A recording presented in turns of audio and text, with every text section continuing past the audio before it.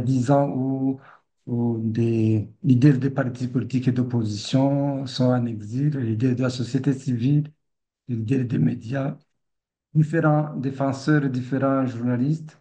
Et 10 ans, rien n'a été fait.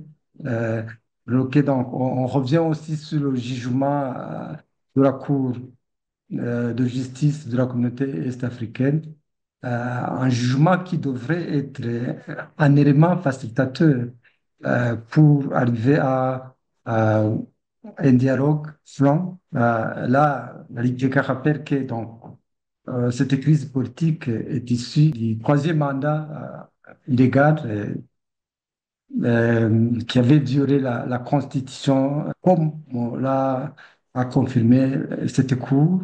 Euh, et de là, troisième chose, la Ligue TK revient aussi sur euh, les relations de longue haleine du FDLR et le parti CNDD avec la crise de la RDC. Donc, ça, elle a montré la face cachée qui était là.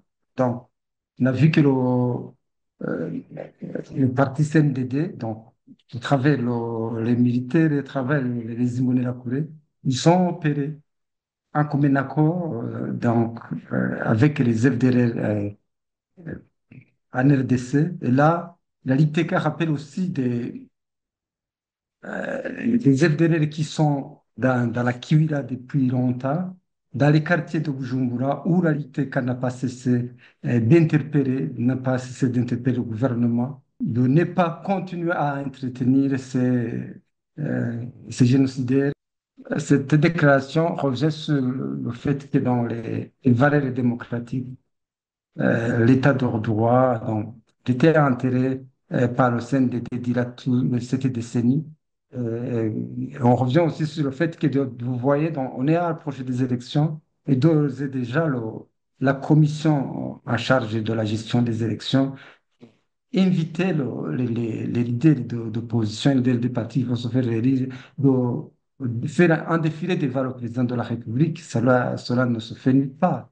Tout ça montre que c'est le totalitarisme, c'est la dictature qui règne au pays. À voir ce qu'on observe sur le terrain, à voir la violence qu'il y a, à voir le terrain qui est verrouillé pour tous les d'opposition, les Imbonerakure, donc la militarisation des Imbonerakure, la terreur qui règne partout dans le pays n'a pas d'espoir. Donc, c'est cet autoritarisme qui va continuer. Et à travers cette déclaration, la Ligue TK voudrait interpeller la communauté internationale, dizaines de leurs influences pour que donc, ce jugement, ce jugement soit mis en application. Et c'est à travers un dialogue franc avec des leaders de partis d'opposition, avec ces acteurs de développement à l'intérieur du pays, à l'extérieur, que cela pourra se faire. Aussi, à l'ITK, on demande au gouvernement de solidariser, de saisir derrière pour la paix Burundi, mais aussi la stabilité politique dans la sous-région.